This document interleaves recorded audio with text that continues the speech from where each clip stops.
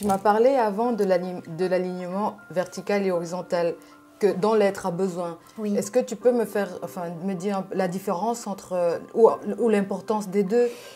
C'est important parce que nous avons ce fonctionnement électrique et magnétique. Nous recevons de l'énergie magnétique de la Terre, puisque la Terre est un champ magnétique. Et le ciel, dans le ciel, dans l'espace, enfin, je ne vais pas dire espace, je vais dire ciel, l'atmosphère, c'est électrique. Et nous avons besoin de cette connexion des deux pour faire fonctionner notre corps et notre cœur dans l'ensemble. Voilà. Et donc, notre cerveau est électrique. D'accord ? Notre cœur magnétique est électrique. Voilà. Et donc, nous avons besoin de bien pouvoir capter ces deux énergies pour faire fonctionner l'ensemble de notre corps. D'où l'importance de la verticalité. L'horizontalité, c'est comme, je vais dire, c'est cet espace-temps. Nous, les hommes, nous avons créé un espace-temps. C'est-à-dire, il y a le passé là, le présent là et le futur. Or, ça n'existe pas. Ce ne sont que des successions de présents qui s'enchaînent toutes les millièmes de seconde. Donc, à tout moment, quand on est conscient, c'est une succession d'instants présents que nous vivons. Il n'y a pas de passé, il n'y a pas de présent, il n'y a pas de futur, dans le fond. Mais quand je vais regarder cette horizontalité, je vais te poser à un moment donné. Là, maintenant. Parce que c'est là, maintenant, que tout se fait. Et du coup, ça te permet d'avoir... Alors, je dis souvent, j'offre une parenthèse aux gens. Parce que dans la vie, personne ne vous offre cette parenthèse pour que vous puissiez vous accueillir à vous-même. Et dans cette parenthèse, c'est la vôtre. Et si je vous arrête à un moment donné, vous captez toute l'information, tout ce champ d'information pour faire tous ces petits moments de réparation dont vous avez besoin. Ou toutes ces transmutations, ou toutes ces décristallisations, vous l'appelez comme vous voulez. Les mots, ce mot-là n'a pas vraiment d'importance puisque vous, c'est votre espace à vous. Voilà. Donc pour moi, c'est très important. J'allais dire, c'est la croix, hein, de toute façon. Hein, et c'est dans son centre que tout se fait. Hein. D'accord ? Parce que si on dessine une croix, c'est le carré c'est la matière. Et dans le centre, c'est l'énergie. Voilà. Et c'est le cercle. Donc, c'est très subtil, mais c'est dans la subtilité que les plus belles choses se font. J'adore l'énergie. Et puis, je sais pas, tu me transmets quelque chose de vraiment magnifique. Je le perçois là. C'est trop beau, ça se voit dans tes yeux. Je suis une amoureuse de ce que je fais. J'ai enfin trouvé. Et je suis à la juste place. Ouais. La place que je me suis, à un moment donné, reconnue. Ouais. Mais quand toi tu as ça s'illumine et on voit que tu as cette envie, ce bonheur de partager tout ça. Mais est-ce qu'il peut arriver des cas où tu transmets de l'information à quelqu'un de son être et que la personne ne soit pas d'accord avec ce chemin et que la personne ait envie de suivre un autre chemin? Oui. Et comment ça se... Enfin, mais c'est son histoire. Je dois aussi accepter... Et c'est là où l'ego intervient. Si tu es dans ta reconnaissance de ta juste place, si l'autre n'est pas prêt à prendre l'information, ça n'est pas grave. Ça ne change rien à ce que je suis.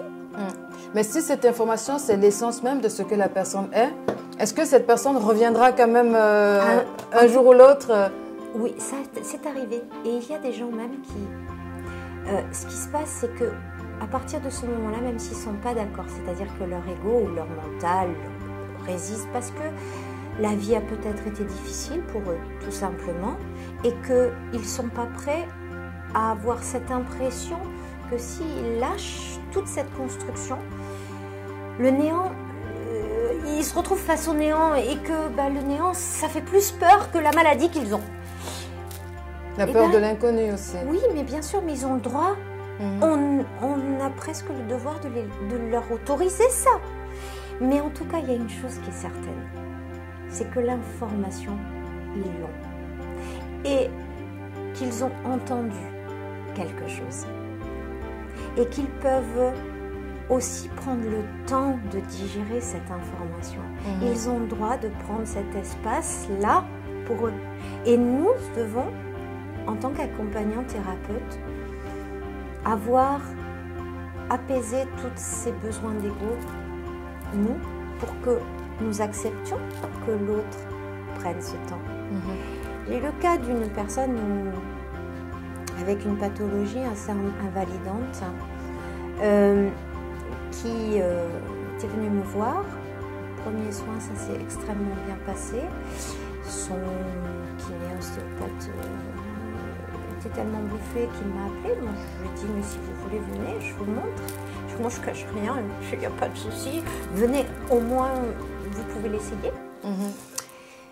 Et cette personne est venue me voir une deuxième fois, ça allait bien. Et puis l'être disait, et qu'est-ce que tu fais si tu es totalement guéri? Quelle sera ta vie si tu es totalement guéri? Et là, j'ai bien senti qu'il y avait une résistance. Mais ça ne m'appartient pas, elle a le droit. Et je lui ai dit, je pense qu'il serait nécessaire qu'on se voie une troisième fois. Parce qu'elle était quand même dans un état de paralysie avancée. Quand je l'ai vue la première fois. Et j'ai juste dit, voilà, maintenant, elle était repartie danser, elle pouvait manger seule, elle pouvait de nouveau se lever, elle pouvait tout ça. Et sur la troisième fois, je lui ai dit, tiens, c'est marrant, je n'ai pas de nouvelles. Et puis, j'ai appris par une personne interposée qu'elle avait fait le choix de ne plus revenir me voir parce qu'il aurait fallu qu'elle prenne une décision de quitter sa vie qu'elle avait choisie avec son conjoint, avec tout un ensemble de choses, et qu'elle ne le souhaitait pas. Je ne vais pas tout dévoiler, mais elle ne souhaitait pas parce que, voilà, elle maîtrisait mieux sa maladie que l'inconnu. Est-ce que des fois on se plaît aussi un peu dans notre mal-être? Ça arrive. Ouais. Ça arrive parce que c'est un moyen d'exister, la maladie. Parce que quand certaines personnes sont malades, elles attirent toute l'attention, que ce soit de la famille, du compagnon, elles ne sont plus seules. Donc la maladie a sa raison. Et quand la raison est plus importante que la guérison, parce que la guérison vous ramène à votre indépendance et à votre autonomie. Et il y a des gens qui n'ont pas appris et qui n'ont pas envie d'être autonomes, n'ont pas envie d'être indépendants. Et donc, ils préfèrent garder ce pouvoir par la maladie. Et oui, même si ça fait souffrir, il y a des gens qui préfèrent. Et c'est peut-être très juste comme ça. C'est peut-être très juste comme ça. Dans le système dans lequel ils sont, c'est peut-être très juste. Mais après, est-ce que c'est pas juste pour l'instant? Parce que vivre dans la maladie, je pense pas que ce soit ce pour quoi on est là, en fait. Mais c'est ta pensée. Oui. C'est ta pensée. Voilà, ouais. Moi, dans ma famille, j'ai une personne qui était en fauteuil roulant suite à un accident de moto, très jeune. Et quand j'ai interrogé l'être en sachant que c'était possible qu'elle puisse se remarcher, et l'être a dit non, parce que je suis là pour faire apprendre quelque chose. Donc non, je reste en fauteuil roulant. Ok, c'est parfait. C'est juste. D'où les personnes qui viennent des fois au monde avec une maladie, avec une déformation, et on se dit mais pourquoi? Il n'y a pas de pourquoi. Ouais, ces personnes ont choisi d'arriver de cette façon-là. Voilà, c'est ça. Il y a des chemins de vie. Alors il y en a qui sont agréables, il y en a qui sont désagréables. Il n'y a pas de négatif ou de positif ou du c'est bien ou c'est pas bien. Ça n'existe pas en réalité. C'est juste est-ce que c'est agréable à vivre ou c'est désagréable à vivre. Et dans ce chemin de vie, il y a des gens qui prennent des chemins difficiles parce que dans le système dans lequel ils sont, ils savent que ça va faire travailler quelqu'un à côté. Et tout a sa raison. Et quand on est un peu dans cette conscience, on peut à ce moment-là juste accepter ce qui est. Et c'est pour ça qu'il y a des gens, je ne suis pas la seule à travailler comme ça, il y en a d'autres. On est là s'il y a besoin, tout simplement. Et les êtres savent trouver des gens qui vont les aider si c'est nécessaire. Mais il y a aussi des gens qui ont besoin de vivre ça. Bah, il faut y aller pour accepter de vivre une maladie Mais oui. qu'on n'aimerait pas. Mais... mais souvent, ce sont des grandes âmes. Ouais, ouais. Souvent, ce sont des grandes âmes qui ont déjà vécu différents plans d'incarnation et qui sont suffisamment rodées pour pouvoir prendre une telle charge. Donc, c'est là où, effectivement, nous sommes tous uniques et en même temps, nous sommes tous reliés, interreliés. Voilà.